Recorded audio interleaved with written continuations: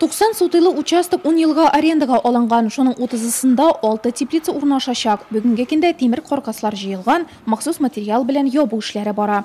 Каждая теплица 10 на 50 метров. То есть Һәр теплица 10-50 квадрат метр мәйданлы. Барысы бергә 3000 квадрат метр була. Күптән тагы берничә теплица турында хыяллана идек. 2 ел дәвамында бу участокны рәсмиләштереп йөрдек. Барысы да уңышлы килеп чыкты. Район җитәкчелеге ярдәмен тойдык.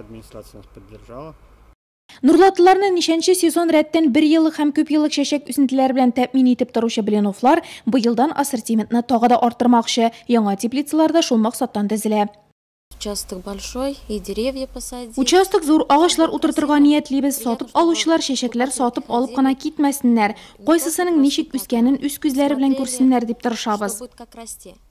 Бу сезонга хуҗалар теплицаларны чәчәкләрне күчереп утырту һәм сату өчен кулланырга ниятли. Әле җир эшләре башкарасы, территорияны тотып аласы, теплицаларны җылыту мәсьәләсен хәл итәсе бар диялар. Ә менә инде якын киләчәктә Кырмыш микрорайоны янәшәсендә декоратив үсемлекләрдән һәм чәчәкләрдән торган бакча үсеп чыгар дип көтелә.